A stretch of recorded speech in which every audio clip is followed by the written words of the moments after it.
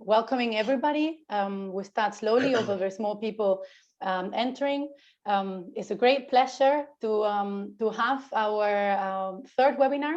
Today is the third webinar of the GLP working group on socio-ecological land systems of Latin America that Lucia Sarba, present between us today, and myself coordinate. Today we have, I cannot move, wait a second, here. We have two stars presenting with us. We're gonna have first Ignacio Gasparri talking about trade, development, and poverty in South America, and Graziano Ceddia presenting on the ecology of capitalism and learning from the Gran Chaco. We will first have Ignacio presenting in about 15 minutes, and the presentation of Graziano will take a bit longer, around 45 minutes. So overall, we'll have a first hour where we listen to them, and then we will open up for discussions. And we have half an hour, 45 minutes for discussions for that. We, wait a second, I try to leave for a moment. I wanted to present our speakers, and for that I have to stop sharing the screen. Sorry for that, but I will present first Ignacio, who is going to be talking first. So Ignacio is interested in deforestation and forest degradation in the context of agricultural commodity frontiers, with more than 15 years of experience working in the dry Chaco of Argentina. He graduated on forest engineering at the National University of La Plata in Argentina, and then he got his PhD in biology at the National University of Tucumán in Argentina.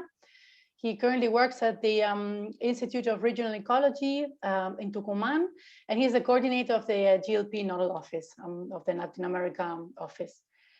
We have also, as I said, Graziano Ceddia with us. He's an applied economist with a special interest in land use cover change and indigenous peoples' land rights. He graduated in environmental economics from the University of Siena in Italy, and then he obtained his master's and PhD from the University of York in UK. Currently, he works as an assistant professor at the Center for Development and Environment at the University of Bern, and he has a project on indigenous communities and land use and tropical deforestation. And with that, I said already, we are recording this presentation, but as long as you don't ask any question, your name and your image will not be shown in the recording. And please, so let's start with Ignacio. The screen is yours. Okay, welcome everybody. Thank you very much, Maria. Just a quick announcement from the beginning. My presentation, and I think also the presentation from Graziano, is not about results and conclusion. It's more related with open questions and ideas and perspective that we want to call attention to incorporate, especially into the agenda and research of the land use change in Latin America, and especially in my case, in the agriculture frontiers in South America. So the point is, if you are expecting very clear presentation with a lot of data and conclusion and clear pattern, this is not the presentation that you are looking for. I apologize about that. So now let's go into some notes and ideas that I like to share with you. The next one. So the point, okay, my presentation is okay.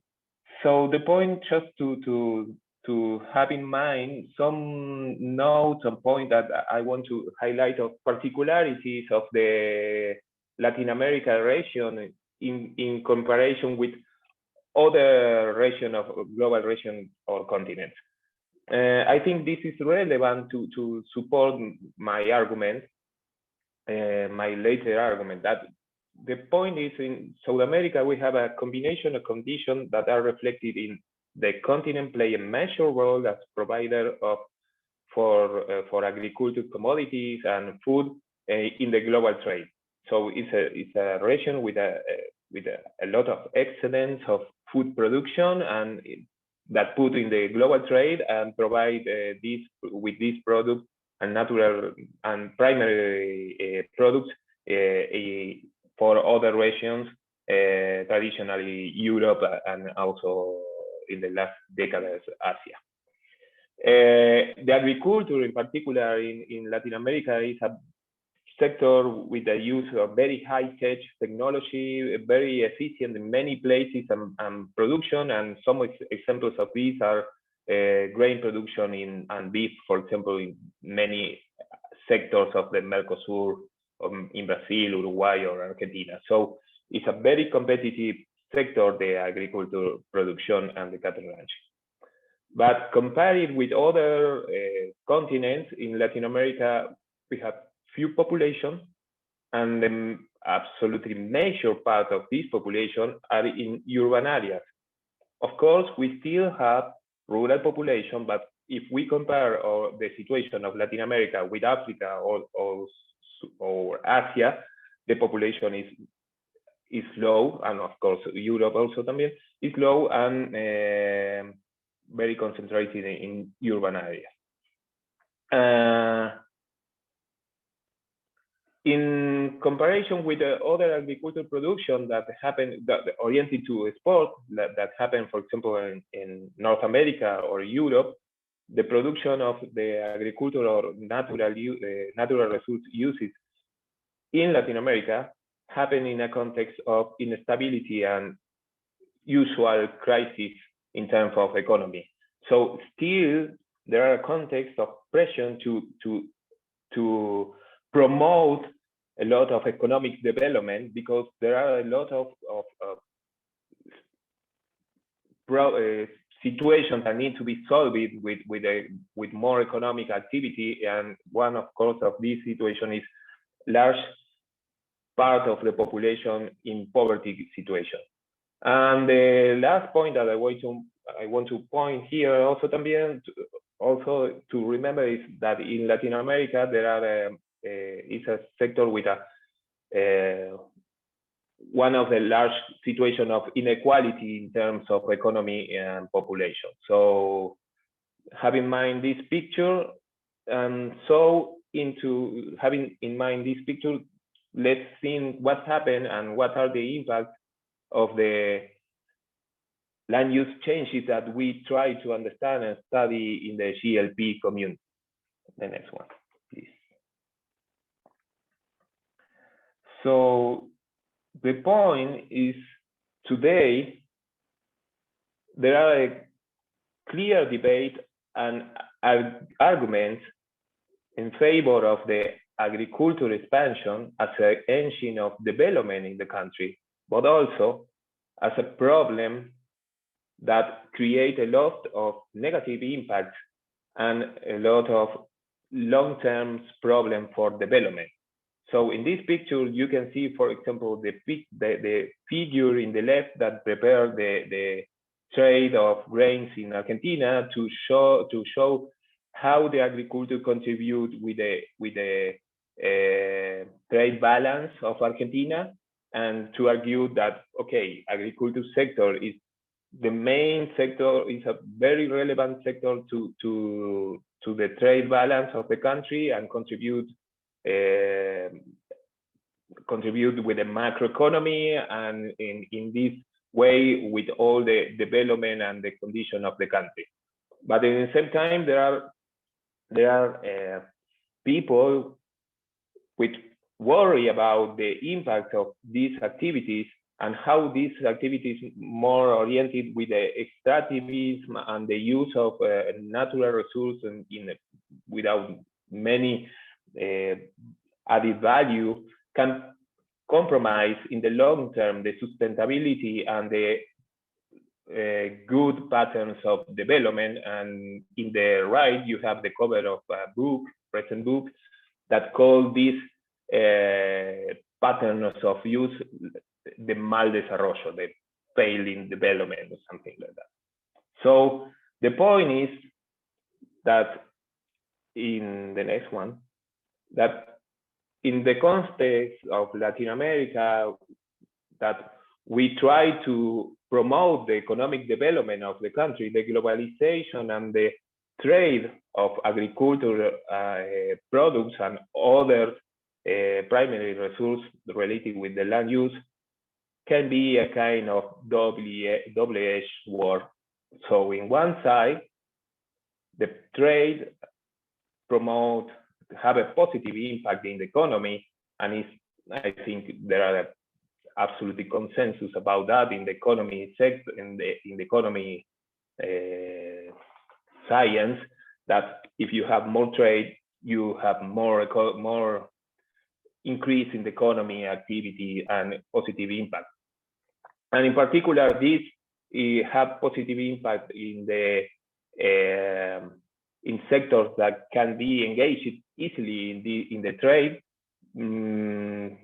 especially related with facilities to transport and close to the destiny of the products that are exported, and also sometimes with particular benefit conditions promoted by the trade agreement and cultural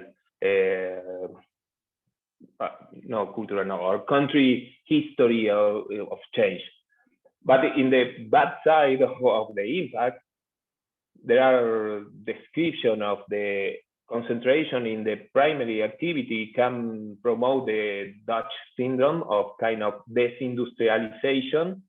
That is, that the production factor move into the star sector that export and have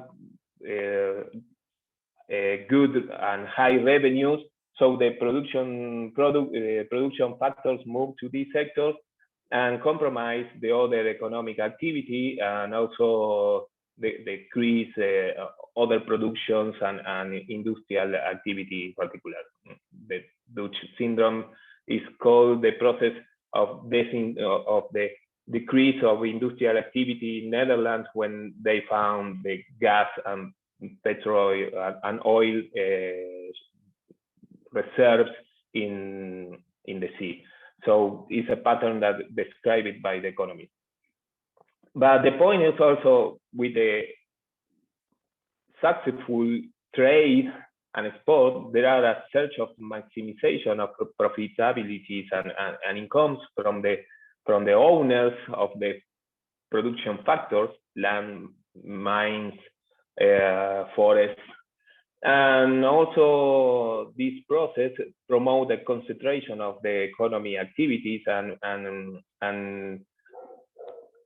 in many countries you can see this situation that the products that present advantage in terms of global trade are the increasing all the time in the exportation, and other decrease, and so there are concentration and a kind of specialization of the countries in some particular export.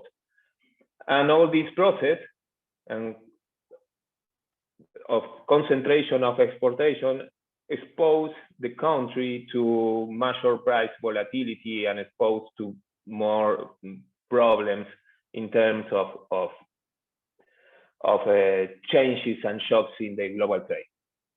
From my point of view, this is interesting because when I make this description and I find this description, in my perspective is okay, this is the situation that we are discussing today.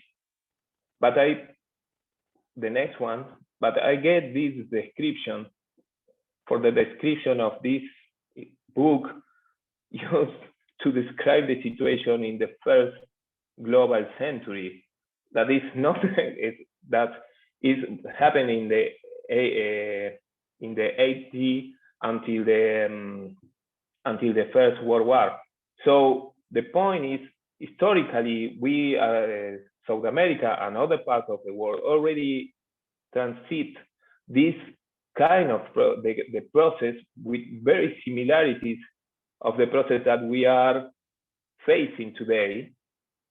And in my perspective, still we have we pay not too much attention about the learnings of this historical process and how we can bring some of the learnings and patterns and what we understand of what happened in the past to rethink the present and the future evolution of the new globalization wave that we are facing today. So especially, I think this is important to understand in a perspective, historical perspective, also to understand the land use legacy of the continent and how the current land use pattern in Latin America are a consequence of the past trade and global process, and how these are conditioning the future land use change. And so to try to finish or to try to put a more general point of view, my call is to, the next one please, is to bring into the, to bring more macroeconomy perspective and development economy in the GLP agenda for studies in South America. We have some advances focus related to macroeconomic process as drivers of the land use change. Time to time, we call, okay, the global trade, the exchange rate, or the technology impact and innovation, and this is call it as a driver and explanation of why the land use change happen in different places. Also, we have some kind of, we have experience and work attending what are the impacts of the land use change over the environmental externalities and the condition of living, the living condition of the people in the field, and also ecosystem services, carbon, biodiversity, and it's absolutely necessary and fine. But in my opinion, and this is what I want to call to pay more attention, we have relatively less attention about what are the impacts of the land use changes that we are studying over the macroeconomy of the country or in the economic development in regional scale. And we need to understand better what are the situations and the impacts that the land use changes that as deforestation in Chaco or in Amazon, or agriculture intensification in the Pampas or wherever, what are the impacts in the development, and why in some places promote a good development pattern and in other places can promote more inequality, more concentration, and more poverty. And I think this is the big question that is pertinent in any place, but particularly more pertinent in Latin America, considering the combination of condition of this region and the necessity to have genuine engines for the economic development and to move out of the poverty a large part of the population of the continent. Thank you. This is just some ideas, and now the question for after the Graziano Ceddia presentation. And now Graziano will share some ideas and theoretical approaches using the Chaco, the dry Chaco as an example. And after that, we expect to have reaction, comments, and questions, and we talk later again. So thank you very much. Thank you. Yeah. Yeah, thanks a lot, Ignacio and Maria, for introducing this. And I'm gonna also start to share my screen. Okay. Mm-hmm. Can you see it?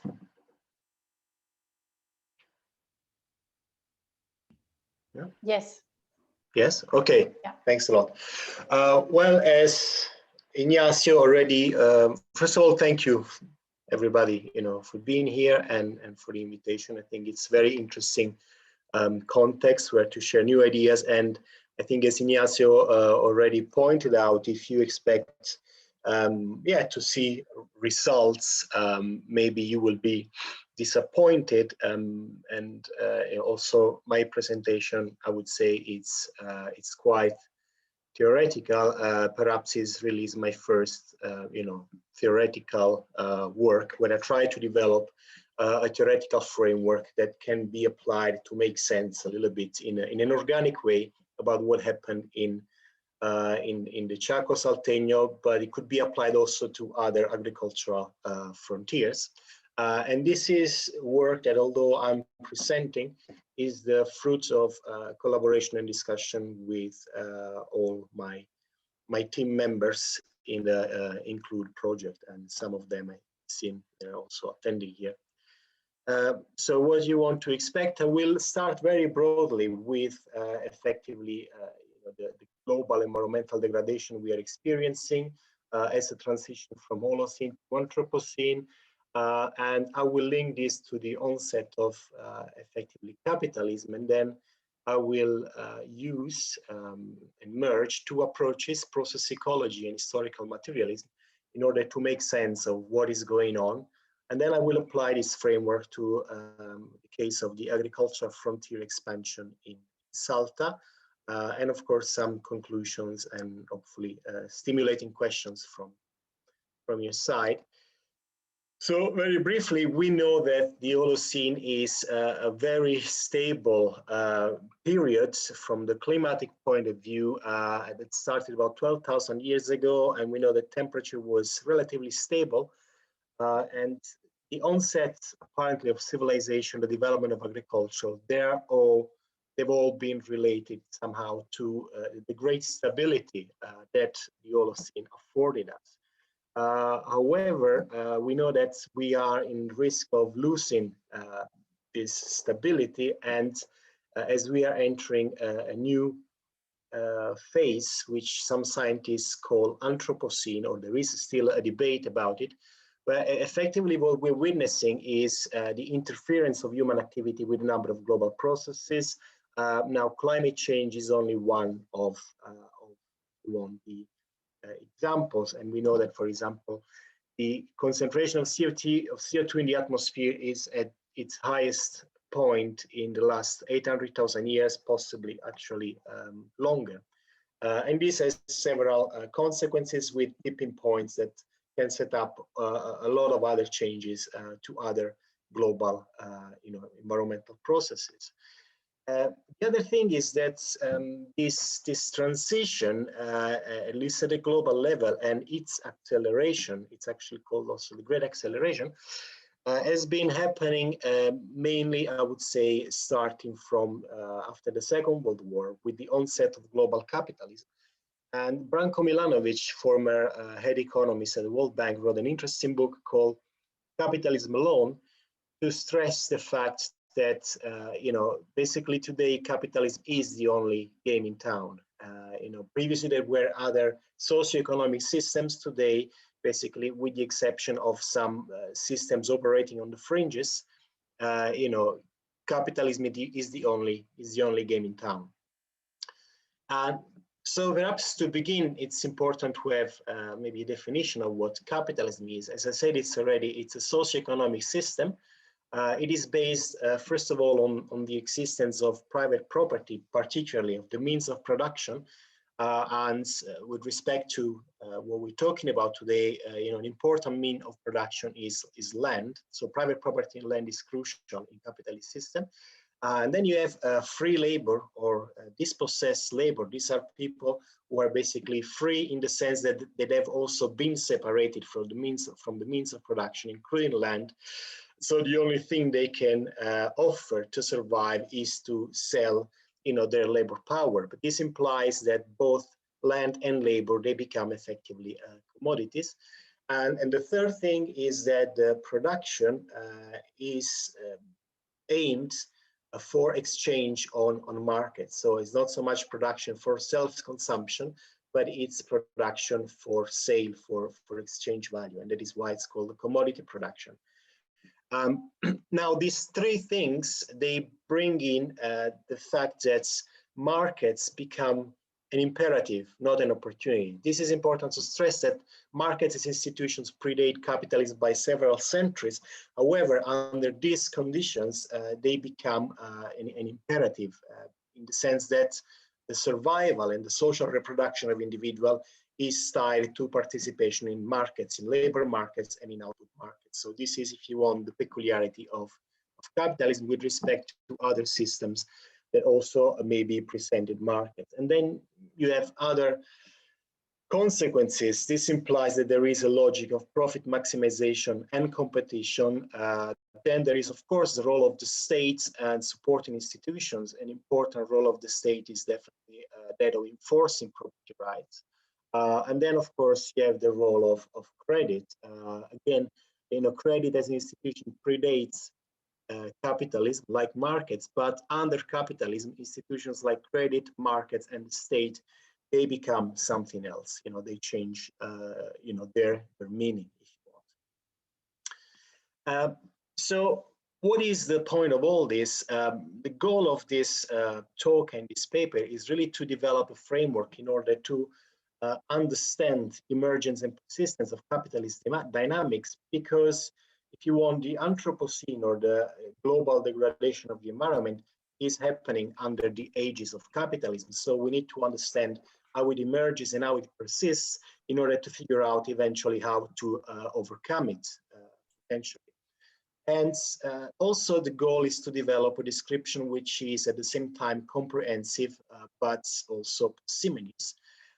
The way I'm going to do it is I'm going to introduce a well-known framework which relies on concepts like complex adaptive systems and socio-ecological systems, but I will operationalize these frameworks by combining process ecology and historical materialism. And concretely, I will then use this new framework that I developed to develop a narrative about what happened in the case of Salta with the expansion of capital-intensive agriculture. But I can see how this framework could also be used to develop some models. And this is not something that I will do today. It's something that we're working on as well, I would say. But it's not, the modeling part is not what's going to be presented today. Today I will present, if you want, a narrative. So let us begin maybe very shortly with what complex systems are. And systems effectively, they can be thought of as a number of components that interact. And you can characterize system depending on the number of components and on the way in which this interaction works. So you have systems that are characterized by a small number of parts that interact in a way that is completely non-random. And this is the realm or the kingdom of what is called organized simplicity. And you can use, for example, differential equations to model the behavior of the system and to understand them. You can think of Newton mechanics, for example. This is an example of a simple organized system. Then you can also have systems which include a large number of parts that interact in a way that is random. And this is called unorganized complexity. And here you can benefit from the law of large numbers and to have to use a statistical approach to average out this randomness. But then you have in between this middle number system where, you have a number of components which is too large effectively to be modeled via differential equation, but not large enough to benefit from the statistical law or large numbers. And the interactions are not completely random. And so these middle number system are what we call, effectively complex systems. And complex adaptive systems have an interesting property, that is, they have emergent properties. So you cannot understand the behavior of the whole system by looking at the part in isolation. Some properties can only be appreciated once you go to the higher hierarchical level, that is the system perspective. And so please bear this in mind, hierarchy, because this is an important concept. So all complex systems, they can be thought of as hierarchical organizations. And if there is, geographers among you, you're familiar with this concept in the sense you can look at what's happening at a tree. And if you want to understand what happens to the tree, maybe you're interested in the orientation of the leaves, and they matter for, if you want, the behavior of the tree. But if you look at a landscape, then if you want, the orientation of the leaves is not such an important factor to consider. So the landscape is a higher hierarchical level. And among complex adaptive systems, you have socio-ecological systems, which effectively portray, if you want, the behavior of society with its institution and with the economic system as embedded in the biosphere. And this is, for example, a representation, a very common representation. And the framework of a socio-ecological system, I think it's very powerful, to understand the fact that economic activities are embedded in the biosphere, and so they generate an environmental impact. However, operationalizing this approach has been quite a different discourse. So it's been not easy at all. So actually this framework has been used mainly to work on case studies. So what I will try to do today is to try to operationalize this framework in a way that is both comprehensive and parsimonious. So what we are interested in is to understand how certain socioeconomic systems, say capitalism, emerged, and how can we think of the issue of emergence of the socioeconomic system and persistence. Okay, and to tackle the issue of emergence and persistence, I'm going to rely, first of all, on process ecology. And for process ecology, which deals exactly with how complex systems emerge and persist, we begin with the definition of process that is given by Robert Ulanowitz. And a process represents the interaction of contingent events on a set of constraints that result in a non-random but still indeterminate outcome. This definition already gives us a lot to think about in order to understand complex systems. First of all, it points to the role of contingency, of random events. What a random event means, it effectively means that the event is independent, exogenous from the system we are observing. So if you walk along the street and a car runs you, a random car hits you, and you have an accident, what does it mean? This is a random car that hit you. Probably the driver of the car planned this journey very carefully. Still, it's a random car that hit you because, the journey of this car was exogenous and independent from your own journey, unless you arranged with somebody else to be run over by a car. So this is in the sense in which we intend random, as exogenous and independent from the system observation. Then we understand that basically these contingencies are somehow controlled. So order is imparted to these contingent events. Otherwise, we would not have a system. We would have just chaos. And this order comes in two forms. On one hand, you have autocatalytic configurations, which, as I will show later on, depends on positive feedback. And on the other hand, you have limits and contradictions or centrifugalities, which are based on negative feedback. So these are the two types of constraints that limits the work of contingencies and keep the system going. And two systems differ from one another according to their history. Some of this history is recorded in the material configuration. This is, I would say, the principle that summarizes everything, and a bit attaches to one of the slides that Ignacio was presenting, where it shows the historical legacies of what is happening in Latin America. So let's begin with the first constraint, which is based on autocatalytic configuration. Here you have three processes, A, B, and C, where process A effectively promotes process B, which in turn promotes process C, and process C feeds back in a positive way into process A.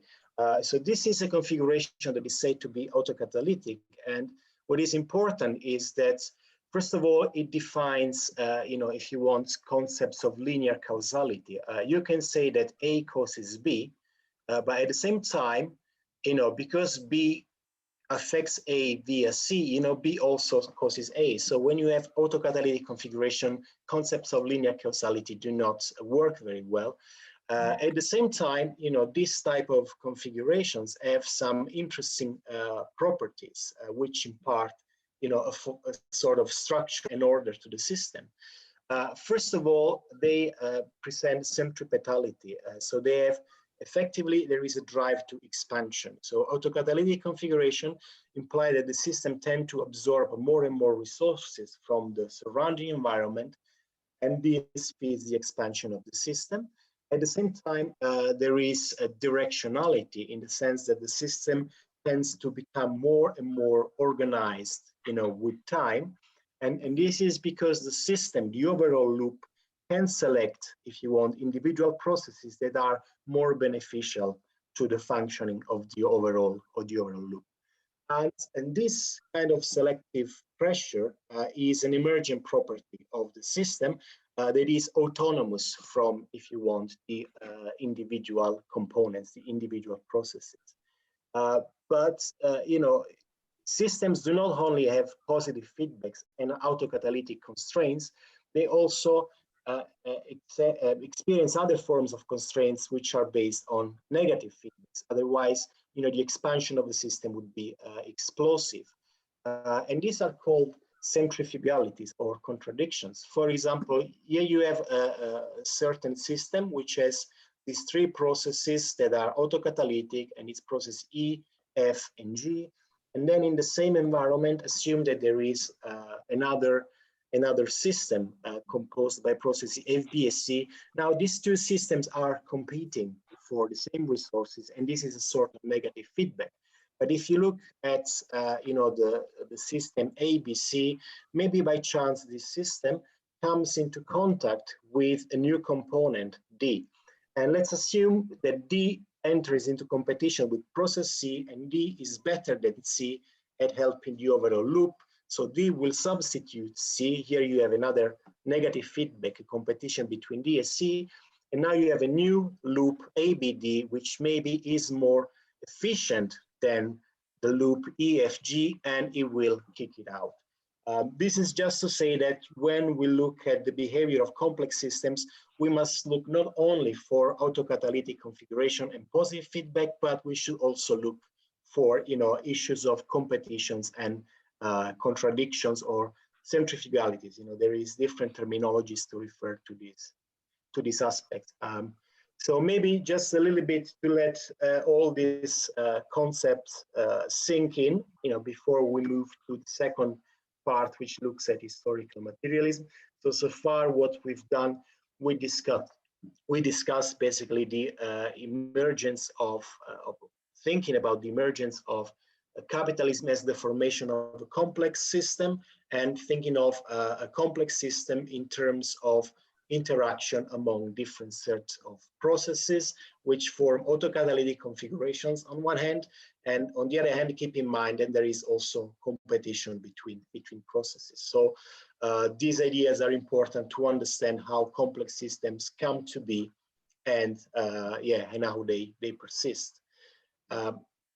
Now, historical materialism, I would say the reason why it, in my opinion, it can be associated to the study of, if you want, complex systems, and process ecology, it's because it is a method which is based on dialectics. So reality, it's understood in its becoming and as a concatenation of processes. So already here we have some resonances, if you want, with process ecology. And you know, dialectics is very old system of thinking, which goes from Heraclitus to Hegel, and again focuses on visualizing and conceptualizing nature and history in terms of processes and becoming. And in this sense, dialectics resonates with process ontologies, of which, you know, process ecology is one way of interpreting process ontologies. And for example, this is Friedrich Engels says this very clearly, where he says dialectic comprehends things and their representation, ideas in their essential connection, concatenation, motion, origin, and ending. And nature is the proof of dialectics. So again, historical materialism on one hand resonates with process ecology because of its focus on processes and change and concatenation of processes. The other reason why, you know, historical materialism is, I would say, resonates with process ecology is because ultimately historical materialism is interested in studying the relationship of man with nature, a relationship that it's basically mediated by technology. I mean, and already, for example, in the myth of Prometheus, you have the Titan Prometheus, which effectively steals technology from the gods and gives it to, you know, to humans. And this is because, you know, the relationship of human society to nature is always mediated by technology. And this is something that is true for every society and for every socioeconomic system. So we need to think, you know, what is the specific relationship with nature under capitalism, and how these socioeconomic systems develops historically, how does it emerge and how does it persist? So these are somehow the questions that historical materialism tries to answer, and I think they fit very well with our goal to model a socio-ecological system where we want to understand the socioeconomic subsystem of the overall system and how it emerges in its capitalist configuration. An important contribution of historical materialism is that when we think of a socioeconomic system, which is always embedded in the biosphere, historical materialism posits that there is a cultural and institutional sphere which emerges out of a material economic sphere. And I would say this is clearly pointed out by Marx in Capital Volume 1, where he says, my view is that each particular mode of production and the relation of production corresponding to it at each given moment, in short, the economic structure of society is the real foundation on which arises a legal and a political superstructure, and to which correspond definite forms of social consciousness. And so that the mode of production of material life conditions the process of social, political, and intellectual life. So the cultural and institutional sphere emerges out of the material economic sphere, but at the same time, the cultural institutional sphere also conditions and constrains the material economic sphere. So the two spheres are somehow in a dialectical relationship, and this can be seen by another passage where, you know, Marx says that, you know, at the very least, the way we experience, the way we become conscious of material economic processes is via the legal, political, and religious structures. Okay, so in this way, cultural institutional spheres constrain the material economic sphere also through the perception. And you know, on the same notes, you know, Gramsci worked a lot on these issues, and effectively he notes that one proposition of Marx's or the philosophy of praxis is that popular beliefs and cultures and are themselves material forces, because yes, they also influence institutions, which then in turn condition, if you want, the material economic sphere.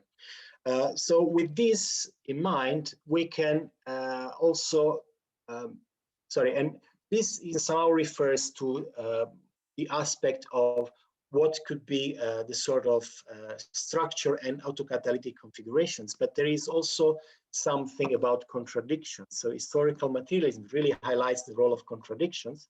And for example, here is Marx again, where he says, in its rational form, dialectics includes in its positive understanding of what exists, also simultaneous recognition of its negation, its inevitable destruction. So I would say that historical materialism not only grasps the concatenation of processes, say, between the material, economic sphere and the institutional culture sphere, and how they support each other in a sort of autocatalytic fashion, but at the same time recognizes the existence of contradictions or negative feedbacks. And again, I think it resonates quite well with process ecology and the study of complex systems. So, if we were to merge the two in order to model the emergence of a certain socioeconomic system as a complex system, I would say that we would have to pay attention, first of all, to contingency and random events, and ask the question, historically, which contingent event set up in motion the emerge, for example, of a certain capitalistic configuration. And then when we look at the constraint, on one end, we know that order is imparted to these contingencies via autocatalytic configurations. So what are the nodes processes of the autocatalytic configurations in, say, capitalist socioeconomic system that allows it to persist and expand? But also, what are the negative feedbacks and the centrifugalities and the contradictions? And I think, the best way to address this and find some answers is to refer back to Marx. So with respect to the nodes of the autocatalysis, again, at a certain point in Capital, Marx says that technology reveals the active relation of man to nature, the direct process of the production of the social relationship of his life and of the mental conceptions that flow from those relations. So we have already some material with which to build our autocatalytic configuration, and this is technology, production, reproduction, social relationship, and this is what makes the material economic sphere, out of which emerges a culture institutional sphere, which include exactly mental conceptions and institutions, and the two, relate to each other in a dialectical way, and they sort of reinforce each other. So effectively, by using and merging historical materialism and process ecology, we can study, the emergence of a certain configuration of the socioeconomic subsystem, so under capitalism, as the dialectical interaction between the material economic sphere and the cultural institutional sphere. This could be, if you want, a representation. If you can see my arrow, this is the socioeconomic subsystem, which is embedded in the biosphere. And you have a material economic sphere here, which includes technology, production, reproduction, and social relationship.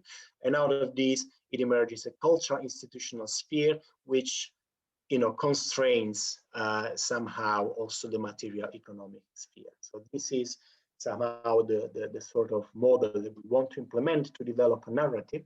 And this is a hierarchical configuration. And remember that I told you that every complex system is a hierarchical system, because you have a lower level, which is the material economic sphere, out of which an upper level cultural institutional sphere emerges. And when I say the two are in a dialectical relationship, it means that the upper level emerges out of the lower level, but at the same time, it constrains it. Okay. So this was somehow the theoretical part, and I know it's quite a lot of ideas. And now I'll try to develop and apply, this framework to create a narrative about what happened in Salta. And again, one could use this framework also to develop some models, but this is not what I'm going to be doing today. So why Salta? Well, because it's an important agricultural frontier. It experiences extremely high deforestation rates. It's part of the dry Chaco and the Gran Chaco. It also, there has been the relatively recent arrival of capital-intensive agriculture, as we will see since 1996, at least at a certain scale. At the same time, it has a lot of analogies with lots of other agricultural frontiers, so one can also draw some generalizations. So let's start with the contingency. What is the contingent event which somehow set up in motion the, if you want, capital-intensive agriculture in Salta? And I claim that one of the most important events was certainly the authorization of GM soy in 1996. Now, I'm well aware that there was, to some extent, capital-intensive agriculture already in the 70s with the cultivation of beans. However, the scale of this capital-intensive agriculture with the arrival of GM has changed completely. And such quantitative change in the scale has been so strong that it also changed it qualitatively, if you want, the behavior of the overall system. And GM expanded rapidly, if you want, from south to north, so from the Pampean region, and then reached extra Pampean regions, including, if you want, the Chaco Salteño. From the perspective of the Chaco Salteño, GM soy is totally an exogenous and random event. In the same way as if you go out and a random car hits you. So if you want, GM soy was random with respect to the Chaco Salteño. Because the scale of the two phenomena, the development of GM is a global issue, and the conditions in the Chaco are at a much smaller scale, if you want. And after these events, there are something that happens. So this contingent event sets in motion, if you want, some processes in the material economic sphere, which form, if you want, an autocatalysis. And this has got to do with changes in the technology and the production method associated to, if you want, the arrival of GM, the social relationship, and if you want, also social reproduction strategies. Now, we know that with GM soy, we have basically no-till agriculture. This allowed effectively a huge expansion of the agricultural area in Salta, which could reach area where basically agriculture before was not possible because of water scarcity. And with no-till, you can do with less water. So, for example, we know that there has been a huge expansion in planted area in Salta. Most of this planted area is actually soy. At the same time, there have been changes in social relationships. So the social relationship of production prior to capital-intensive agriculture were based on patronal or familiar relationship. I mean, it's very well known the case of changas or tasks that indigenous people would do under patronal conditions for example, for criollos, or in small-scale peasant farming, you have lots of informal labor and family labor. And with the advance of capital-intensive agriculture, you also have a new type of formal of if you want, social relationships in production, which are not so much based on family workers, for example. This is from the agricultural census, and you see how family work in agriculture shrinks consistently in favor either of wage labor or of direct producers who are working for their companies. And these are all productions, if you want, for commodity, not for self-subsistence. And at the same time, these patterns are associated also with changes in, if you want, in reproduction more in general.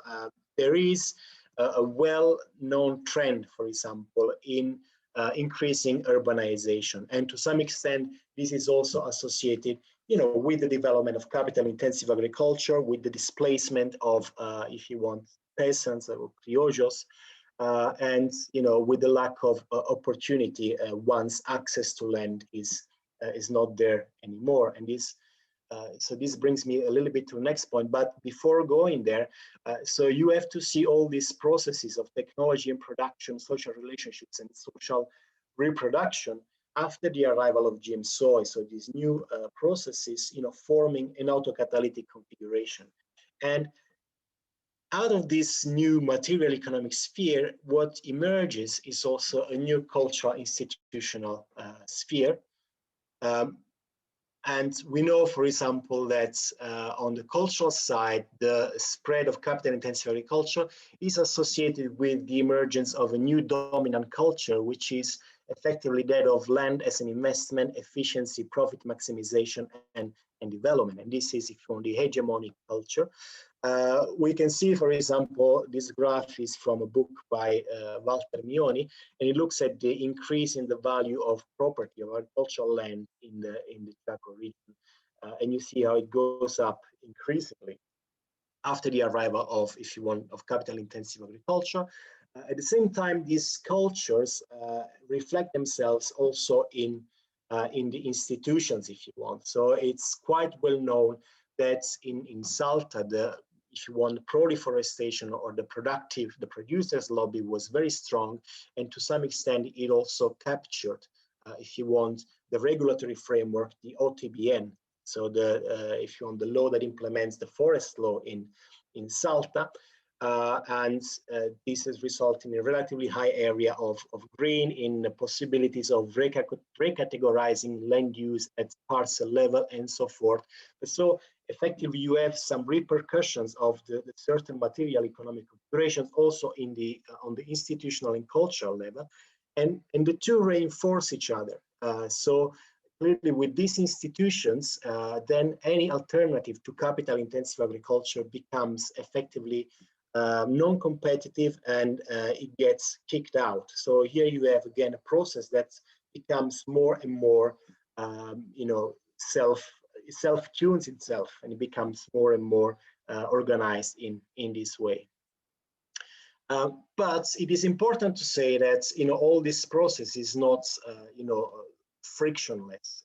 There is, of course, and there has been also contradictions, and this is because this new socioeconomic subsystem built around capital-intensive agriculture at the same time was displacing other systems, pre-existing systems based on subsistence agriculture of the peasants, criollos, and of indigenous people. And so, of course, this created some frictions that you're well aware of. Here is just some photos about, how this process of capital-intensive agriculture displaces, for example, plants and trees, and how basically it displaces also indigenous people and other forms of production which are not oriented to capital-intensive and to the markets. These are, for example, criollos or peasants production. And this displacement implies that there is effectively contradiction. So we know that in the material economic sphere, there is alternative to capital-intensive agriculture, some of which predated it. So silvopastoral methods, agroecology, hunting-gathering, so patronal relationship and family work in terms of social relationship, but particularly in terms of, if you want, the culture and institutional sphere. There is cultures which are alternative and which see a relationship to land which is not based on profit maximization. And in terms of institutions, we know that there have been important cases. I mean, the same forest law, the federal forest law, can be seen somehow as a reaction, of course, at national level, but also towards the high deforestation rate experienced in Salta. So it's important to say that this movement of expansion is not frictionless, but there are contradictions. And I will just throw some of the conclusions, of the insights in terms of the narrative we developed. First of all, in the emergence of a complex system in general, I think we need to appreciate a balance between contingency, autocatalysis, and negative feedback or contradiction. So this is a broad insight when talking about complex systems. And when we think of, in particular, the emergence of the socioeconomic system, so in our case, capital-intensive agriculture or capitalist system in Salta, I think through merging process ecology and historical materialism, we see really how such system emerge and persist via the interaction between a material economic sphere and a cultural institutional sphere, and how the two spheres interact dialectically. So the cultural sphere emerges out of the material sphere, but at the same time, it constrains it. And we know that the autocatalytic configuration of capital-intensive agriculture, has exactly the properties of autocatalytic configuration. So it tends to expand, it draws towards itself, capital, both national and international, which pushes, if you want, the expansion of the agricultural frontier. And it has a tendency to become more fine-tuned. So the mode of production generates a culture of efficiency and competition, which generates institutions that favor then capital-intensive agriculture over alternative modes of production. And so it's a self-reinforcing loop that we are experiencing here. And this self-enforcement is somehow independent of each individual component. So if you want, the competitive pressure is an emergent property and is autonomous of, if you want, the individual components of the loop. At the same time, all these processes are not frictionless, and the displacement of a pre-existing system, say subsistence agriculture by capital-intensive agriculture, generates centrifugal forces at different levels. On one hand, there is sheer competition for space, and we know, for example, of the expulsion of peasants, for example, and indigenous people, and how this was at times also violent. But also there is competition in ideas, and this is something important. So this material economic configuration, capitalist agriculture, does not only generate worldviews which are somehow organic to it. It also generates worldviews that are, if you want, against it. Okay, and this is what Gramsci would have called, the experience of subaltern people and the non-hegemonic culture. And these are very important, these cultures, because it's from subaltern experiences and cultures that, if you want, the transformation of the system can emerge. And again, to conclude, when a system is transformed, of course, it will use bits and pieces of the old system that lie around, but at the same time, it will completely reconfigure it. So if you look at how a train was invented, it was initially just invented by putting a locomotive, which was used to transport out the coal from the mines, and then they attached basically these cars behind it, and now suddenly you have a train by reconfiguring pieces of the old system. So although the new system may use bits and pieces of the old, it will completely redefine them. And I would say in generating a new system, the experience of the subaltern and if you want, the contradicting cultures are key. But to drive this message of the relationship between the old and the new and the transformation, and this is where I want to end, I would like to just comment on the work of artist El Anatsui, who uses, for example, all bottle caps to create art installations. And some people say this is recycling, and he says, well, I oppose to people using the word recycle in connection with the way I use my materials, because my materials are not recycled. They are given a new life. They are transformed. The bottle caps are no longer going back as bottle caps. They are part of an artwork, and being part of an artwork, they have a higher status as higher dimension.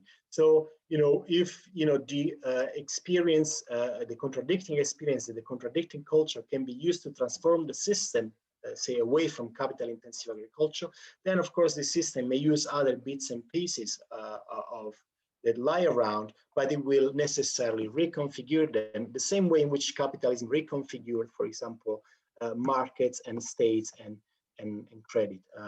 So in a way, I think this framework also gives some food for thought also in terms of, if you want, agency and transformation, but this is perhaps way too much. So actually I'm gonna stop here, and thank you for your attention.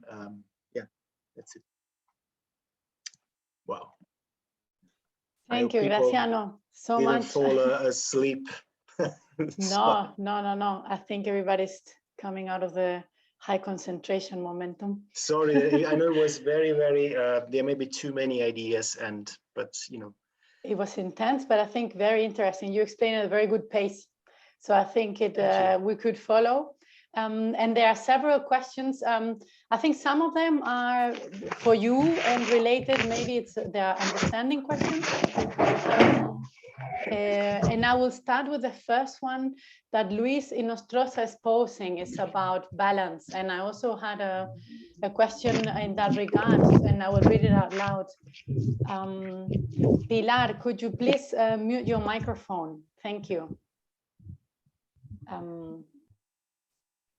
So he's asking, when you say balance, do you mean that the system is somehow in equilibrium? That does not seem to fit the arising contradictions. And I would add into that, because I also had a question related to balance. If I find it right now, yes. How would that be achievable when we include each country province prioritization and the role it plays? So the prioritization for development on different priorities for development. But to Luis, your idea of balance and relation to equilibrium, that does not seem to fit the arising contradictions. Yeah, maybe I can answer this. No, I use balance in a non-technical way. So in the sense that if we want to, when studying emergence of complex system, when I say the balance, it means we need to account for different things. And one is the role of contingencies, and then the role of, constraints on these contingencies, which include both positive autocatalytic feedbacks and negative feedbacks like contradictions. So in this sense, so balance possibly is the wrong word, but it really had nothing to do with the concept of equilibrium, which does definitely not apply to complex systems. And sorry, the second question, I did not get it. I was maybe just thinking out loud when you talked about reaching a balance. I was thinking how it's possible to reach a balance on your terms when you also include the different values or prioritization and development that each province or country may bring in that context. If that's somehow taken into account in your framework.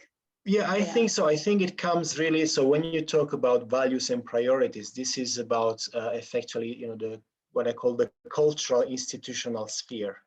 And you have, of course, different ideas of development, for example, different priorities.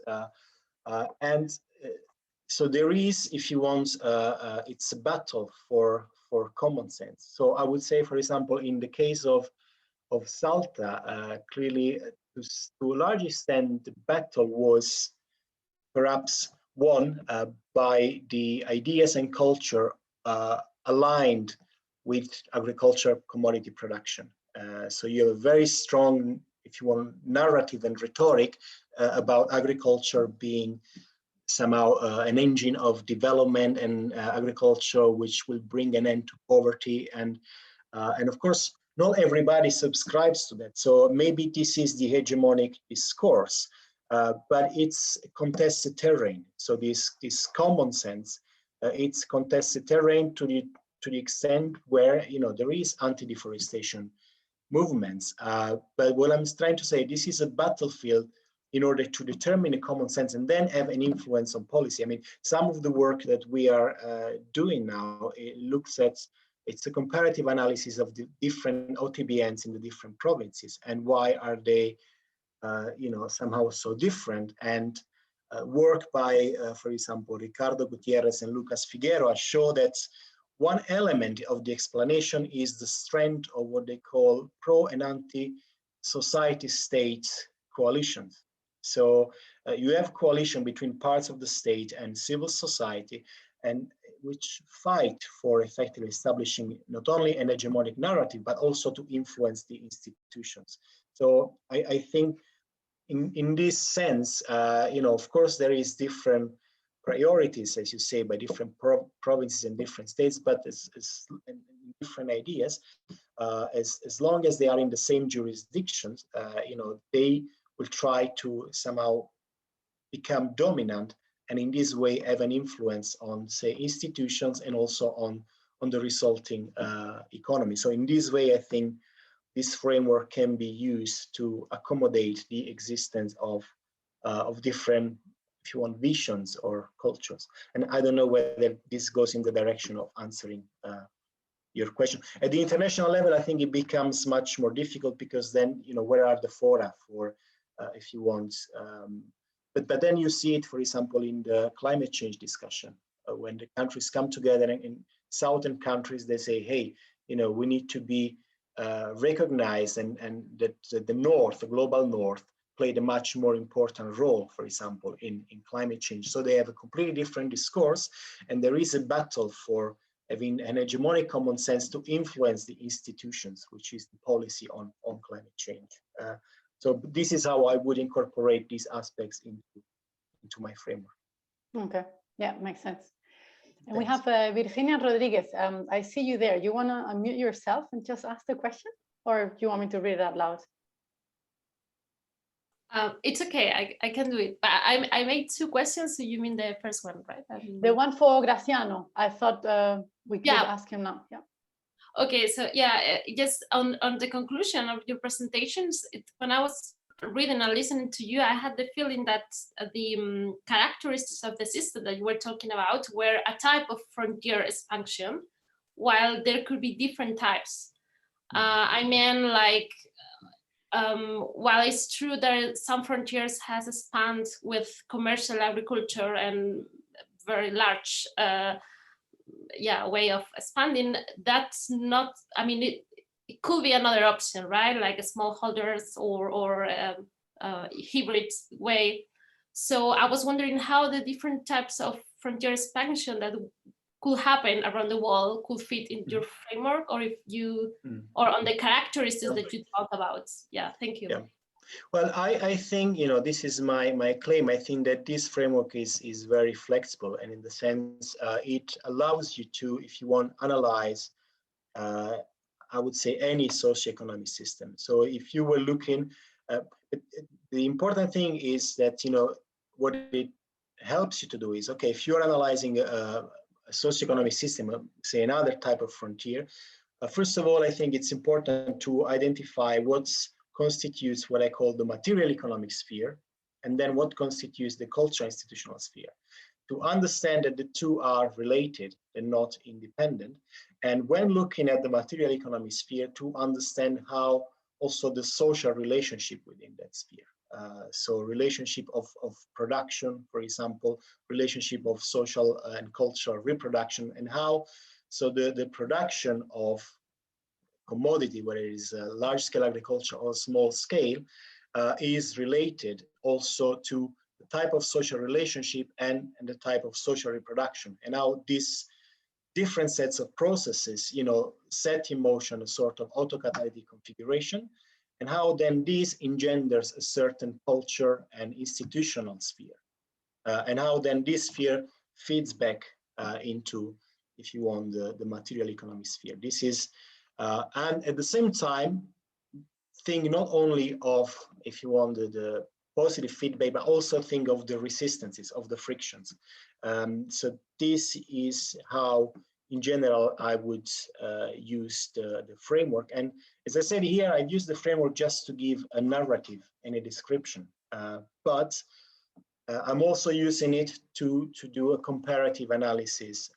So I'm looking at, why is the institution of the OTBN in particular, sorry, maybe you don't know what the OTBN is, the territorial classification of native forests in Argentina, in terms of what level of protection they deserve. Why does it vary so much across the different provinces? And then I use this framework to implement a method of qualitative comparative analysis, but the variables or the conditions, they are obtained from this theoretical framework. So in the sense, I think it's flexible. You can use it to generate a narrative, or you can use it to create a sort of more formal model. This is the advantages, but I don't know whether this addresses your question. Yes, it does. So thank you. And just you mentioned the resistant to friction could be equivalent to resilient regime shifts. Resilient? Yeah, when we see a system is resilient, will be equivalent to have resistant to friction in your framework. Mm-hmm. Well, this is okay. This is I think an interesting because so resilience of the system implies also that the system is not perfectly fine-tuned. So again, when I say that these contradictions are, if you want, the seeds of the new. It means also they can be the seeds of other. It's from these contradictions and from these, well, Gramsci calls them subaltern experiences, that you have seeds of change, possibility, but also seeds of adaptation. So if a system is too perfectly tuned, it becomes brittle. So in this sense, you know, there is this relationship with resilience, and you know, complex systems effectively they pass the test of time if effectively they maintain the resilience, which means also if they don't become excessively organized mechanic.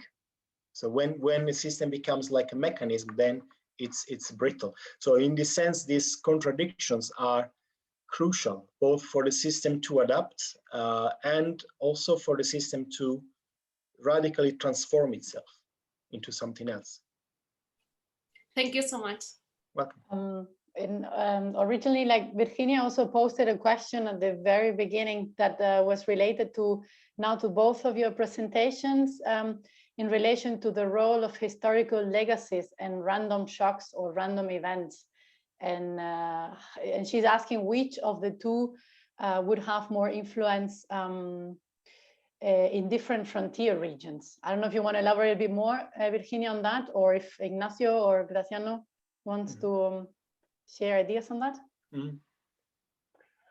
Okay, just some comments about that. I think I agree, it's very interesting, but also I think it's very interesting not just to better understand the past.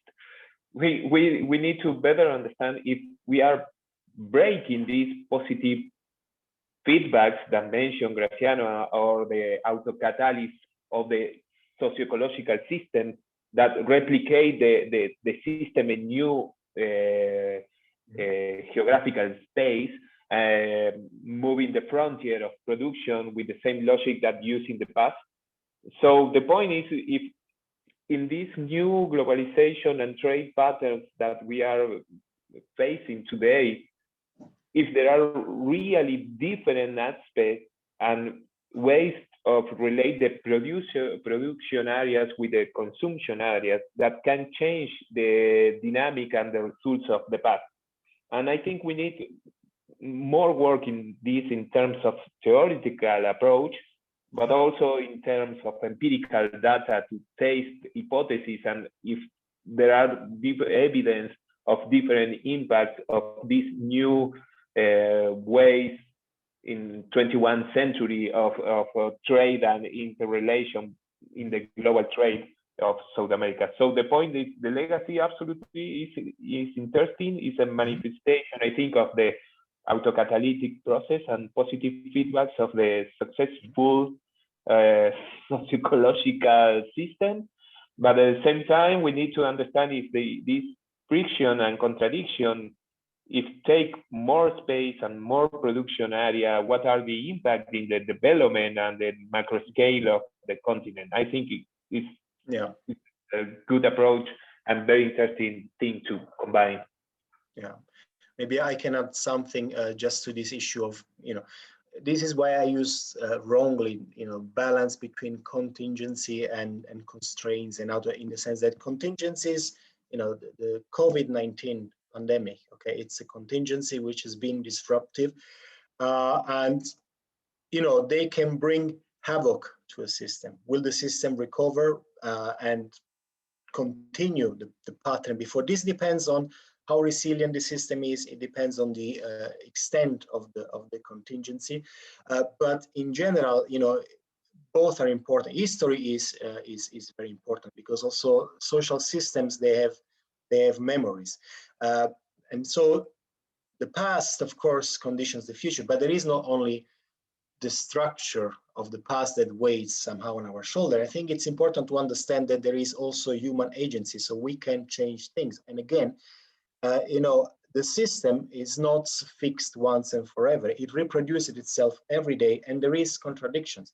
There is, in the case of South America, there is people that are against this model of capital-intensive agriculture. There is, the mothers of the fumigated villages who contest, glyphosate use. There is indigenous people groups. So you can use these experiences and these contradictions also, to change history. Even though history weighs on your shoulder, you can, it doesn't mean that everything is predetermined. And you can use contingencies like COVID as an opportunity, for example. Thank you so much. Yeah. Good point there. We also have a comment from Ashish Aman Sina. If you want to unmute yourself, otherwise I can read it out loud. Hey, so the question is the negative and positive feedback caused due to economic externalities for Graziano? The negative and positive feedbacks you talked about. No, not specifically. I think, first of all, okay, let me say I really don't like the word externality because I don't see what's external. It assumes that nature is external to us, and I always ask to people, try in your daily life to separate nature from yourself. I mean, I have breakfast in the morning and I drink milk, and so in this desk, nature is all around me. So I have a problem with.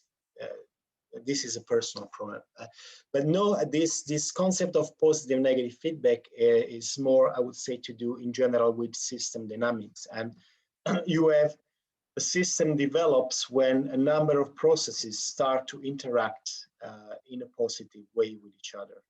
And at the same time, unless the system has to explode, there has to be some checks. Now, let me give you an example of how important are positive feedbacks in systems. And the question is, what is the difference? Think of, there is a hunter and he goes into the forest and he shoots a deer and the deer dies, okay? And he looks at the dead deer. The deer is dead since 1 minute. Now, this deer has got all the components as the live deer because it's not rotten yet, it's everything there. What is missing is the positive feedbacks in the different processes, okay, of the deer. This is the distinction between something that was alive and something that is dead. So this is the role, if you want, of these positive feedbacks, these processes interacting with each other. So this is the idea of positive feedbacks. It's got to do with system dynamics, not so much with, if you want, the issues of externalities. It's more theoretical, perhaps. And yeah, if it's not clear or if I did not answer the question properly, maybe tell me. Yes, speak up, please. Otherwise, we have a question from Maria Jose Andrade. He's congratulating you and asking Graziano how much involvement from different local stakeholders is or could be included in your framework. Again, for example, it depends on the level of the analysis. I would say, even, for example, for the development of narratives, again, you could ask different stakeholders. For example, we have some work published which uses the Q methodology to reveal different, if you want, visions or different perspectives on the issue of deforestation. And again, this, if you want, is captured by the cultural institutional sphere. And interestingly, our work shows that there is actually not one, not two, but there is actually 3 different views on the issue of deforestation and agricultural expansion in the Chaco Salteño. So clearly this points to the existence of, contradicting views that cannot be reduced to each other. I mean, and I think this is also, I think, interesting about this approach, that effectively it's, if you want, a non-reductionistic. So it's not, if you want, there is a tendency in thinking that science implies, it's true or false, while this framework, I think, accommodates the fact that there is different legitimate perspective on an issue. Of course, one may be the dominant one and the hegemonic one, which determines institutions and economic processes, but there is also alternative ones that oppose this, hegemonic vision, and that fight to become hegemonic themselves. And if they do that, then there is real chance of transforming the system.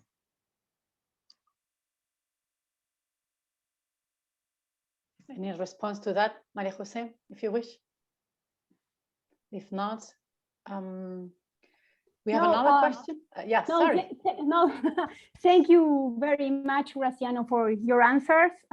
It's given me a better perspective of your framework. Both presentations were great. Sorry to not put my camera. It's kind of a mess here in my house.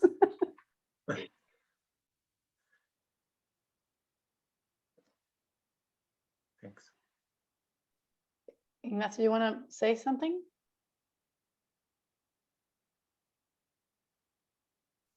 You are muted. Yeah. Yeah. Okay, if you want to share also some examples of questions that I should suggest to have in mind, or to as an example to work and to bring the topic of economic development, reinforcement of the socio-ecological system, frictions, impact in poverty and population. I don't know. When I start to move, again, my background is forestry engineer. I apologize the people that really understand economy from my side. My invitation is to bring more people from the economy science to work together with us to better understand the impacts of the land use process. But when I start to move in this direction,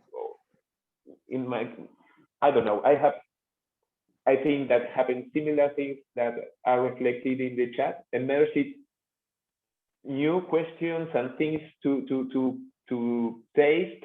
And some chats, I picked just 4 questions to share with you and to motivate the debate and discussion if you are interested in the following minutes. Okay, so if Lucia or you, Maria, can share the question. Again, just take this as a sample, and I will be happy to know your reactions of opinion. But in relation with the legacy and the history of the land use change, we already discussed and comment something about that. I think it's very interesting to understand what are the significant differences of the process today with the first global century. And if we really, as is the first impression that I have, if we really are making the same, and if we really can expect different results of the trade and globalization and trade that we are implementing today and the last decades in Latin America. I think this is absolutely relevant question. It's a macro question if you want, but start to better understand case studies. And other question is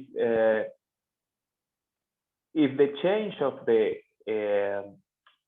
land use of macro land use of the continent today probably strongly reflect the historical trade through the Atlantic routes, and especially with the links with the Europe countries. But the new pattern and the increase of trade with Asia and China especially, and the development of routes and trade through the Pacific, my question is if this process can change in the long term the land use pattern in the continent. Is that possible? It's possible that emerge new socio-ecological land system, or the trade with China and Asia can be attended with the sales that we already have, and how to solve this demand and how to integrate in this.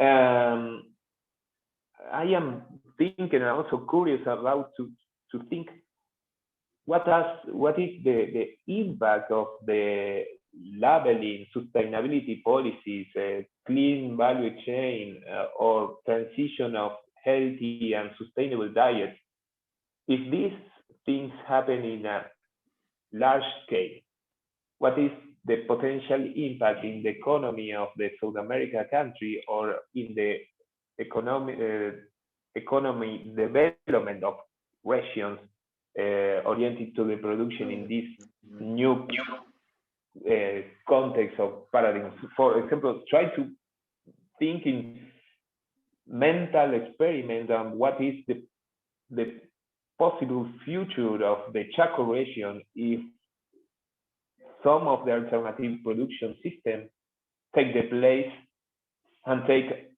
a large and significant proportion of the trade of the products, agricultural products of the Chaco, and what are the potential impact of this, not only in the local scale and the place where the production happen, also in the scale, macro scale or macroeconomy for the country and for the region.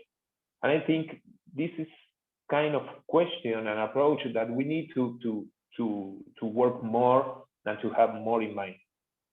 And okay, this is some examples of questions that I want to use to close in my interventions, to put more in concrete the kind of things and questions that probably from my perspective are important and relevant to pay more attention from the GLP Latin American community. Because in this region, in this continent, it's the topic of economic development and macroeconomic process as a way to move out of the poverty of the population is a central aspect and discourse and reality that we need to understand, and how these processes are linked with the land use process and the exportation that we are studying in the continent. So this is important in any place, but particularly here, in my opinion, is more relevant and important. Okay, happy to know reactions, comments about that. Or okay, we had a couple of questions for Graziano pending, but definitely we can. Okay, for I think a question of understanding to what you just mentioned. Julio Postigo is asking, which is the temporal frame of the first global century you're referring to? Is from 100, 800. I get sorry the date. 1800. Primera Guerra Mundial. Sorry, I have a kind of block with my English today. 1800 a Primera Guerra Mundial. It's in coincidence with the period of Industrial Revolution, open economies, especially promoted from Europe, and the large change in transport technology, railways, transatlantic ships with engines. So this is the historical framework of the first global century, according to Jeffrey Williamson. Maybe if I could add, I think these are very interesting questions, and I would add another one, if I may. Sure. It's really about so besides alternative productions. I mean, I think some of this, I think should really one thing to look at would be really the issue of access to land. I mean, Latin America is one of the regions of the world with the most unequal, if you want, high inequality in land distribution, and I think this is a crucial factor, because then access to land also determines what type of production system you can have, and this is ultimately also I mean, an issue of democracy in the sense, especially because I would say, you know, Latin America, these are huge countries with, you know, huge mass of land. Of course, not all of it is fertile, but relatively small population density, you know, when you do the average at the country level. So I think the issue of land access is perhaps one additional to consider. Yeah. Yeah, in other words, what happened with the Reforma de la Tierra or something like that? For example. If something of these are implemented. Yeah. Yes. Yeah, absolutely. I think we need to think in more contrafactual mental experiments of scenarios and situations and try to understand this multiple scale impact. My impression is that we are very focused in what happened in the place of the production. Time to time, we miss the big picture of what happened with the macroeconomy of the country or the region in the.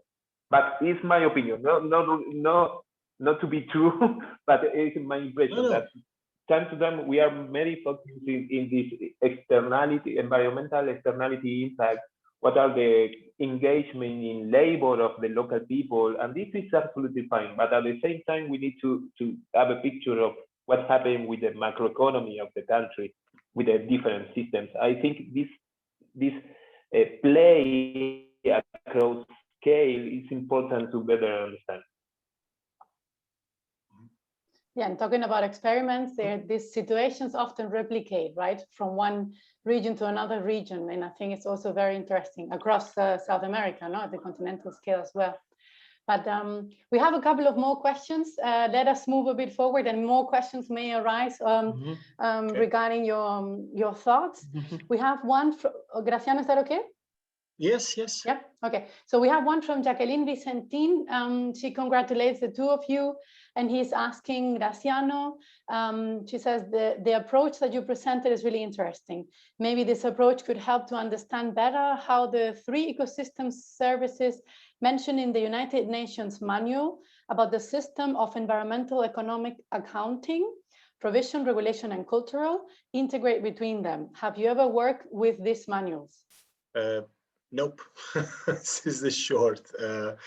Actually, I know very little about it, to be honest.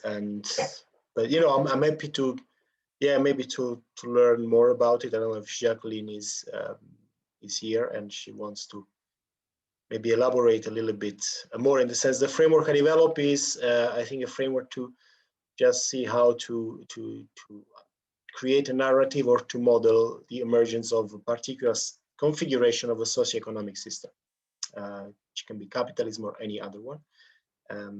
But then, you know, I don't know this UN manuals that she mentioned, so I don't think I'm in a position to answer at this stage.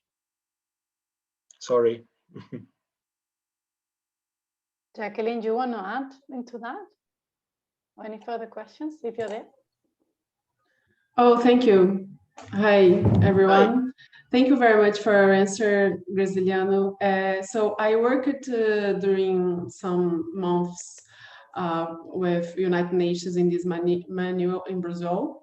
And I worked with environmental economic account for water and other natural resource. And this manual, we worked with tables trying to map the 3 main flux. So the natural resource to economy, the natural resource within the economy, and the emission from economy to environment. So I was thinking about during your presentation how you can understand the 3 types of environmental services: the provision, the regulation, and culture in a system way, because we have these 3 types of services, but this manual that help us to build in the tables that we can map this type of flux. Mm-hmm. But maybe using a model, we can, for example, estimate how a change in provision services can impact the regulation services, and how the culture services and behavior can change the relation between them. So I was thinking about it during this, but I don't know, maybe we can talk a little more by mail or something like that. Yeah, I think it's, now I understand. So this is basically a framework to where it's categories of ecosystem services, basically. Some are provisioning and some are cultural. No, I think this just in the framework goes to the basic understanding, which actually I did not talk about it, but you know that the socioeconomic system is embedded in the biosphere. So actually, I have not talked about this aspect, about how the biosphere, except at the very beginning.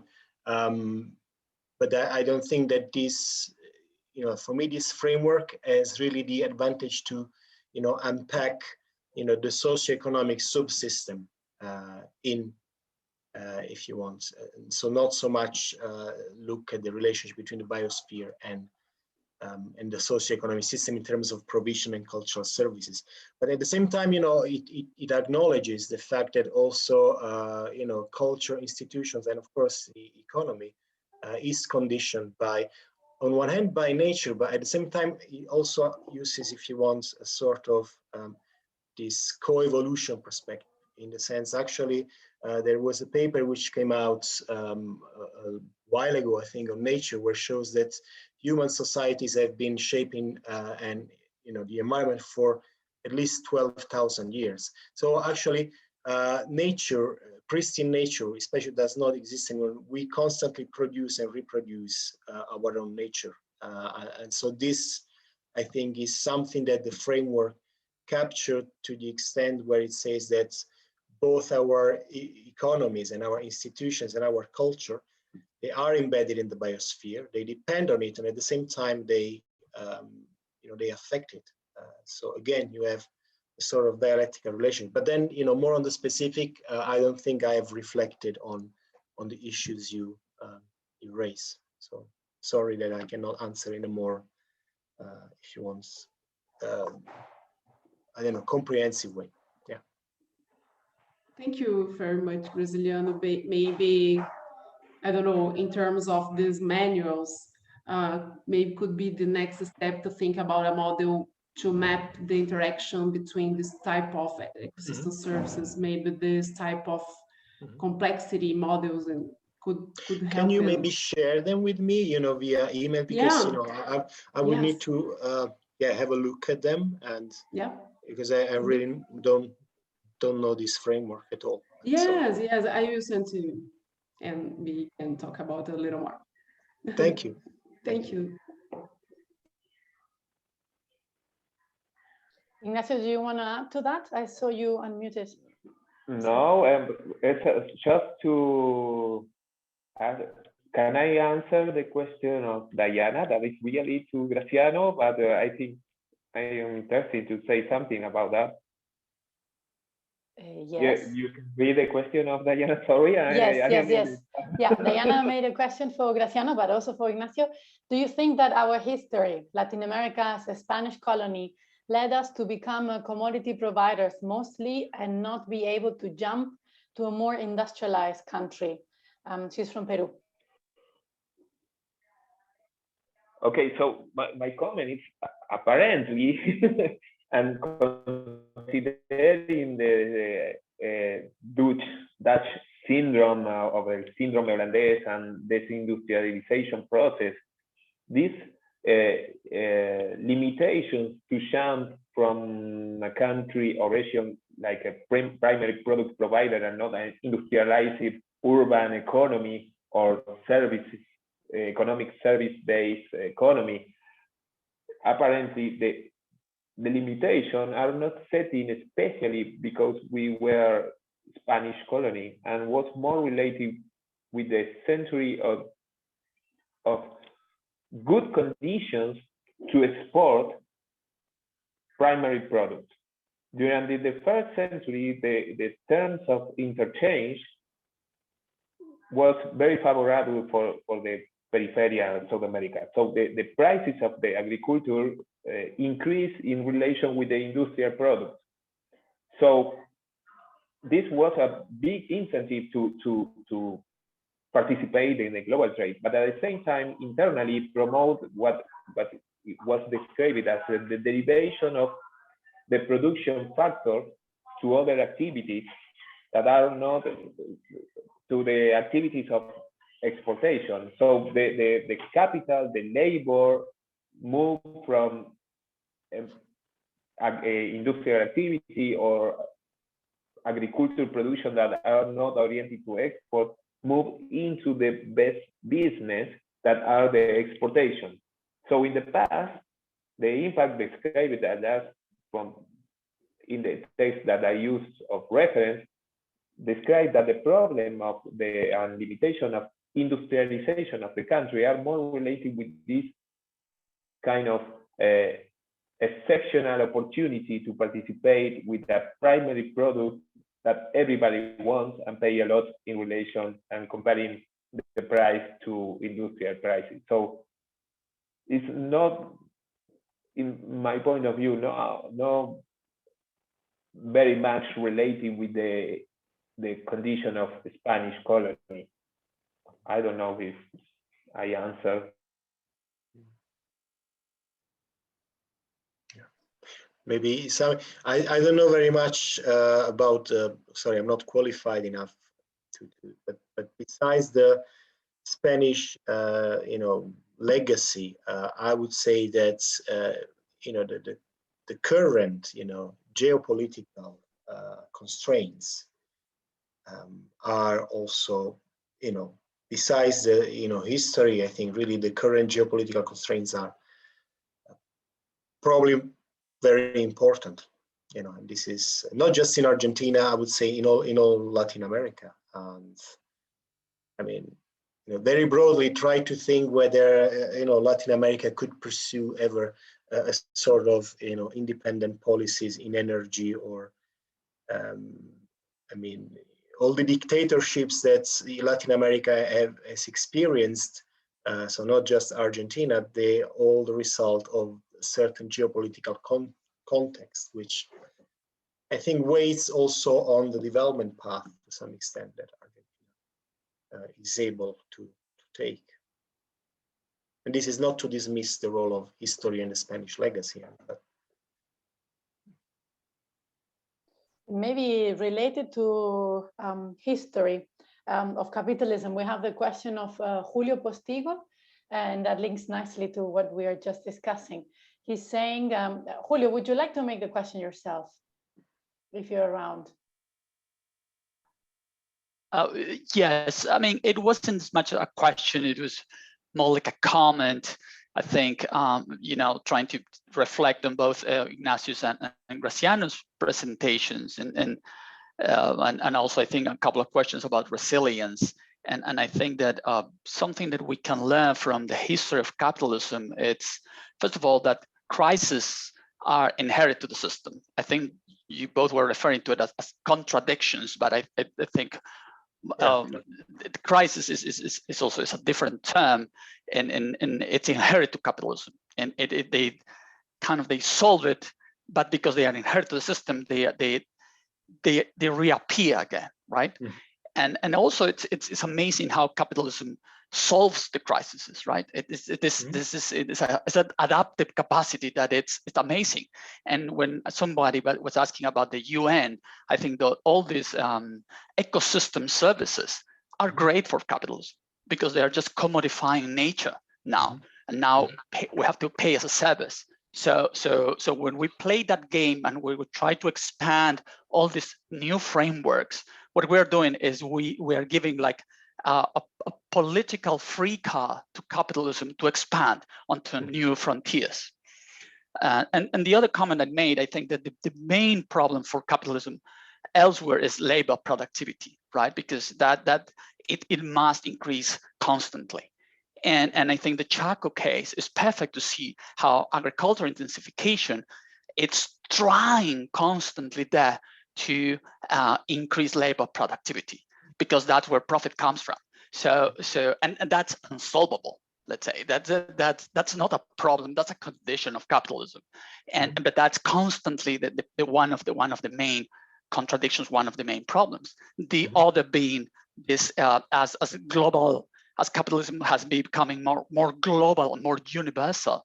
I think this talks to Ignacio's point, is that there's sort of like the constant disjunctions and the mismatches in timing of the multiple productive subsystems that have to be entangled for sustained global capitalism, right? And we can think in terms of Chaco production has to match market demands on the other side of the world, right? And at the same time, lithium batteries demand need to match the mining capacity of lithium in northern Argentina, Bolivia, and Chile.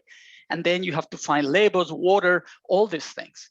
So I think that's another major problem that capitalism hasn't been able to fix, but it's constantly moving and trying to solve. And I think those crises are inherent to it. Yeah. And it also shows that crises are not short-term. In a way, it's not, the system is not going to fail in like 5 years, right? It's hundreds of years. That was my comment. Thank you. It's very interesting. I totally agree with you on different respects. You pointed correct. I mean, capitalism displaces crisis, so it solves a crisis to displace it somewhere else. It needs constant expansion. I mean, this was pointed out not only by Marx, but in the Communist Manifesto. It talks already about globalization, Marx and Engels, but also Rosa Luxemburg. She writes in a famous book, The Accumulation of Capital, how capitalist system needs to feed on non-capitalist system in order to always something to colonize and to expand. And I think this is true. And this is the centripetality of an autocatalytic configuration, which draws resource and it always becomes more efficient, labor productivity increasing and tends to expand. The question is that when it's so big, what is the ultimate contradiction? Are the planetary boundaries, for example, the ultimate contradiction of capitalism? I think this is an important question, to the point, one of the major factors of crisis of capitalism is so-called overaccumulation. So today we have enormous amounts of wealth which are chasing investment opportunities around. Some of these investment opportunities are land acquisitions and agricultural expansion. And I wrote a paper about it where I show actually how the wealth in the hands of the super rich drives foreign direct investments in agriculture and agricultural expansion in the global south. But you have to ask yourself, if this wealth is successful in finding an outlet for investment, so you solve the overaccumulation crisis, what are the consequences for the biosphere? If it's not successful, then you have a massive devaluation crisis. So these are really the contradiction of capitalism, which I think you rightly say, are not solved, are simply displaced, but are displaced always on a larger scale. Then I also like you for what you say about ecosystem services. Thank you for pointing this, because this language comes from trying to frame nature as capital, which yields a service. So this is all part of the same discourse. I would like to use this window to say that you probably all heard of the Dasgupta review. Today, a critical deconstruction of the review has been published by Clive Spash and one of his colleagues.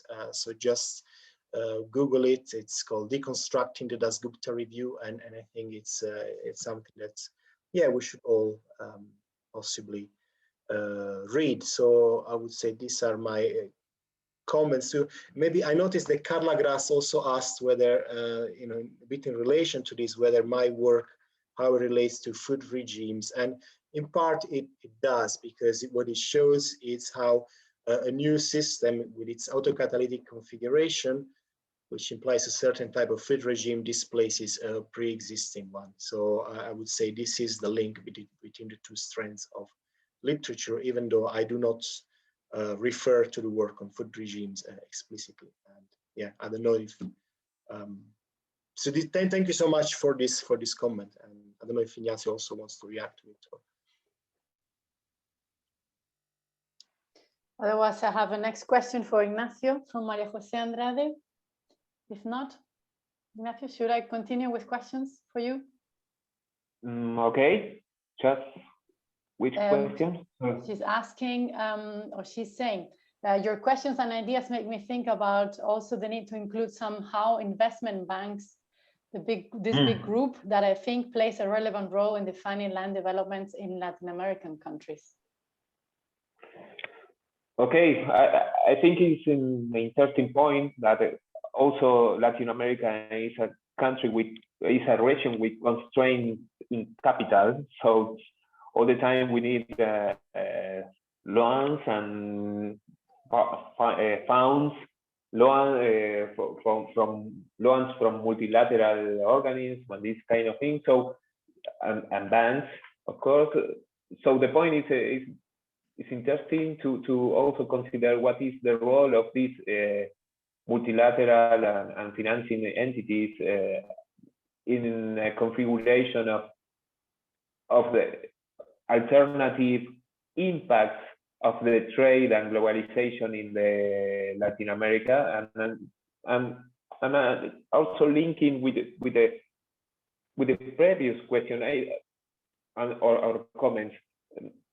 I think it's very important to have in mind the sphere of the cultural and institutional that Graziano mentioned, but the institution and rules that the society finally try to set and configure to try to manage the global forces and the global process and to orient the impact locally are very relevant to understand the different impacts that the trade and the land use change and the primary production have in the development of the country. And again, I think we have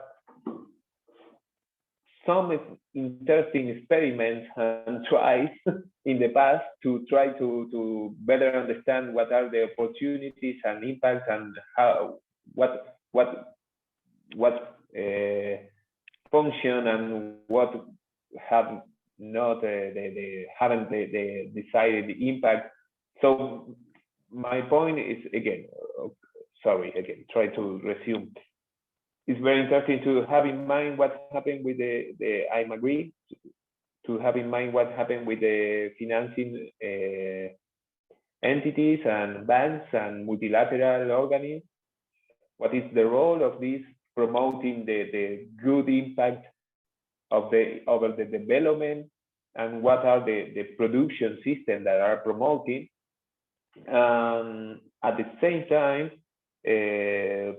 put in the center or in the center of the analysis or in the highlight the institutional roles moderating the global tendency, global forces that land in the regions more or less in the same way in any place, but with different rules and cultural aspects and societies, you can get different impacts in the development and the population well-being.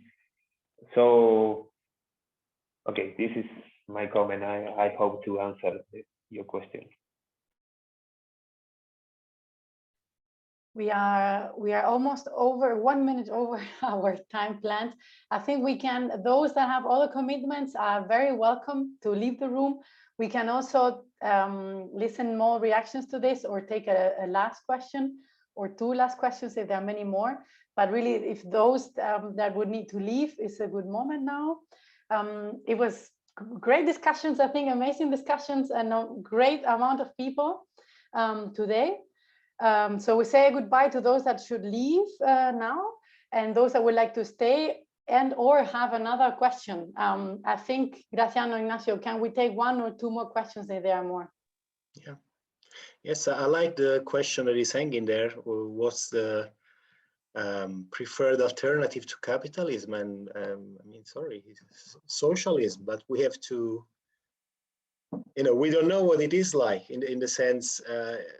I think it's important to understand there is some attempts where people control the means of production. There is Mondragon, for example, which is a big cooperative in Spain, which has not only produces things, but it also created its own financial system, like banks, and so a whole system. But I think this is very important. I mean, this is a little bit a broad thing, but if people have time, in the sense there is, for example, all the degrowth, community, and which is great in the sense that if we want to stay within the planetary boundaries, we cannot have a continuously expanding, economy.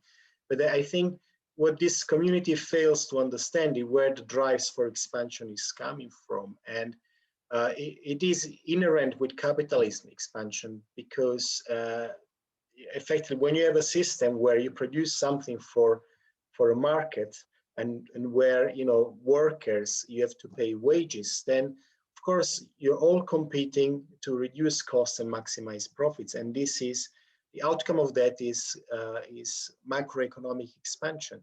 So if you want, I think, to overcome this, we need to move to a system where people organize and own the means of production themselves, and therefore, they don't compete anymore. I think that this is why, we can talk about degrowth, but if we do not address the issue of private property, and I know this is scary, but I mean, private property, for example, in land or, housing, health, accommodation, this should not be.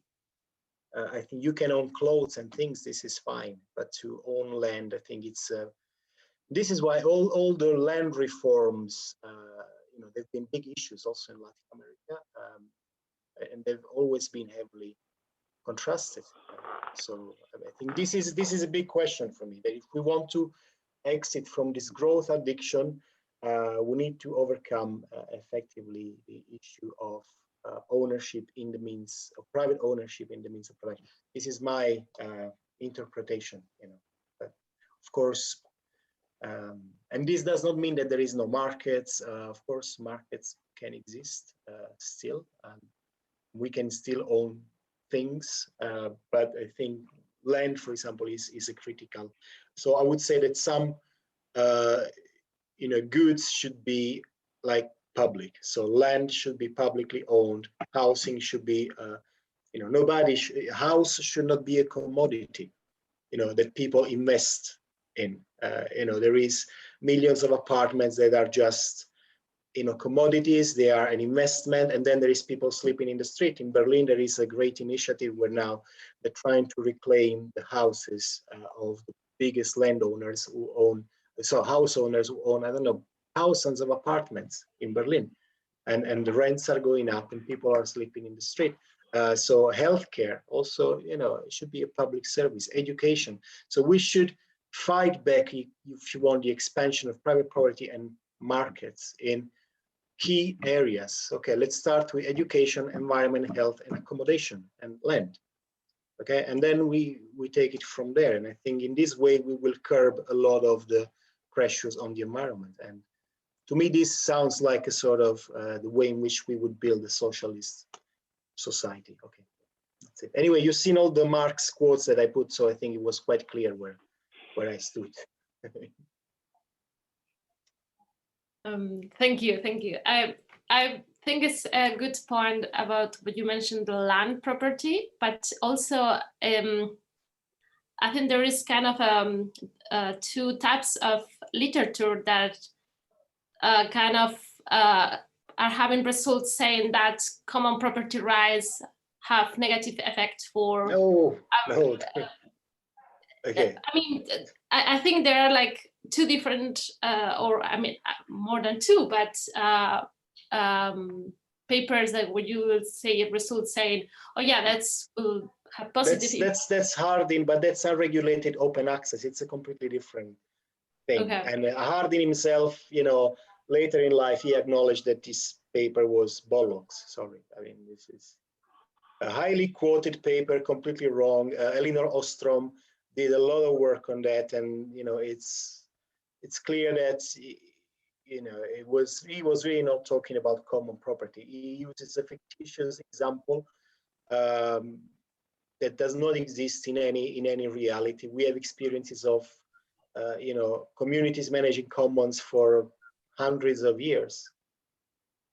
Yeah, no, I agree. But also I've seen in a lot of agricultural economics papers mentioned too, property rights, how that will improve the agricultural productivity or the management of natural resources areas, and I think it's not a single paper, but a lot of them. So I just was wondering, how could we see that on the literature? Well, I'm working on a paper in, so we use the Hansen data in Bolivia. We look at deforestation in Bolivia, and it's clearly showed, for example, that the highest deforestation happens on private lands. Understandably, I mean, of course, this is for them. That's what the investment and making the land productive. That's what it means. For example. Yeah, I don't know the exactly terms of the papers, but yeah. No, it's not published yet. It's currently under review with us. No, I mean other papers. I'm saying that I've heard that, so I was curious why. Yeah. I think this is the cultural battle that I was referring to. So effectively, it is an ideology. That private is always better, is more efficient, but I think it's an empty in this ideology, in the sense that it just tries to sell something which is not substantial. The reality is very different. You have situations and I'm not saying that common managed probably is always better, but historically, you have to differentiate. So you cannot universally say that what is privately managed is better. The result in certain key areas like land, accommodation, health, I mean, is that people, I see it, sleep in the street or freeze in winter, and there is lots of houses that are empty, for example. The result is that in the United States, I mean, not lots of people do not have health insurance. And die because they cannot afford medical care. In Mexico, my friend, his wife died of cancer, and now he has, and this guy is a guy that works at a high level with an international organization, but he has $100,000 of debt. And now he's doing fundraising, and he lost his wife. And I'm thinking, in Europe, sorry, this would not happen, because with all the crap we have, we have a public health system where, you don't have to pay a penny. And, and it's not private. I mean, okay, Switzerland, the insurance are private, but, the provision of the service, it's public service. And I don't believe that, the moment you start to commodify something, the goal of something gets produced only for profit. I mean, we produce Viagra and we don't make vaccines for malaria. I mean, sorry, for example. Yes, it's a terrible story, Graziano. Yeah. Sorry. Yeah. I see Julio has turned on his camera. Do you want to add into that? You also made a comment there.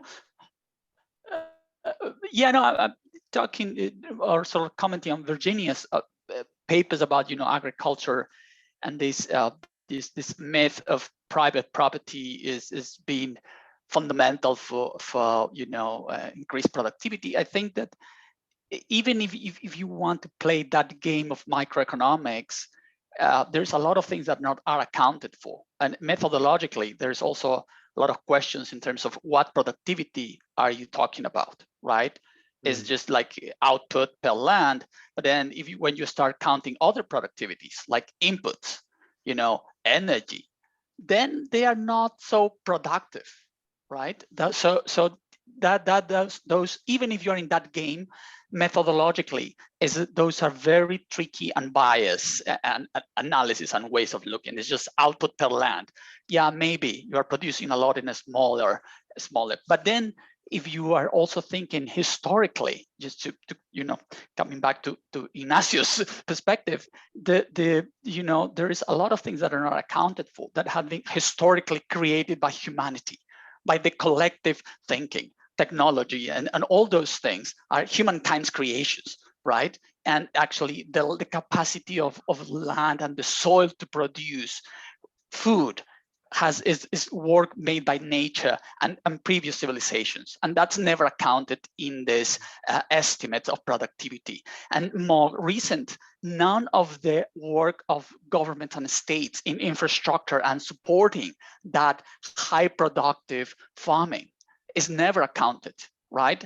Infrastructural roads or irrigation systems and dams and all those things are not accounted in those estimates of productivity.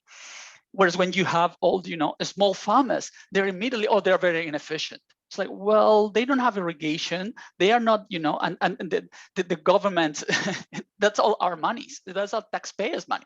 So we are in a way subsidizing this, private investments in highly productive modern agriculture. So I think it's good that you mentioned those papers, but I think we should also be critical of those and not just accept them as they are. Thank you. Yeah, thank you. So can I add some quick short comment also? I think also if we stay in the frame of the capitalism and the ways and the alternative impact that the same kind of logic can have in different places, there is still a room of opportunities, things to explore and to better understand the impact in the human well-being. Just when I say that, I think in the situation of middle-sized and small cities in the Pampas region in Argentina, and probably from my perspective, one of the best places to live today in Argentina. Some of these small towns and middle-sized cities, and the same production system in other regions have an absolutely different impact and in the development. And we can think in the Chaco and some places of the Chaco. So the point, from my point of view, is still staying in the logic of the capitalism and looking at what is happening, probably the most probably scenario for the next decade, that is moving forward with the agricultural production in a capitalist way, engaging with the global trade, covering the South Asia demand and Europe demand. We need, in the short term, not to avoid thinking alternative, but in the short term, we need to a lot of work to better understand and contribute with opportunities to promote good impact in regional and national economic development, impulsed by these activities related with the primary production and participation in the global trade. So I think I don't say that it's not necessary to think in alternative ways and to capitalism, but at the same time, what I say is, in the short term, this is the play that we are playing. Yeah. Totally. And we need to do something different with this play, with this game, because the same game had good impacts and good patterns in some places, and bad impact that generate a lot of problems in other places. So we better understand how to move the regions in the more positive impact and participation of population, genuine and sustainable economic development. Okay, that's my comment. Thanks. This is very interesting. We yes, Virginia, we're 15 minutes past. Oh, thank you. I was saying thank you. Nice debate. Yes. Okay. Sorry, this is fascinating, but I think slowly I also have to go, I'm afraid. I have parental duties to Of course. We wanted to ask Graziano and Ignacio just to stay 2 more minutes. Okay. If we close the session, just to couple of internal remarks for the two of you. Okay, that's fine. Has been a couple of 2.25 hours intense. Just let me thank maybe everybody, and feel free to send me an email if you have afterthoughts or questions or whatever. Just thank you for your comments and all of it. And we know we can stay in touch via the working group of the GOP that we have. You can register, and as for example, Graziano approached us with the suggestion of presenting his work, and we're open to such a suggestions. And I missed to present our upcoming events, Lucia, completely. I'm going to do it very fast. I'm just going to share my screen. We have a couple of interesting events upcoming. Mid-June, we are planning a meet and greet event with all the members, where we plan a couple of hours where to interact and detect potentially future collaborations. And for after the summer or the winter, depending where you're sitting, we are planning a 4th webinar on socio-ecological land systems in Mexico. So we want to start covering a bit the northern part of Latin America as well. But stay tuned. We will be advertising everything in the website of the group. I totally forgot to mention this before everybody left, but yeah, we will advertise it in the upcoming newsletters. So thanks a lot for being there that long. We're really happy for the discussion and the presence of so many people. And we hope to see you again. Bye-bye. Thank you.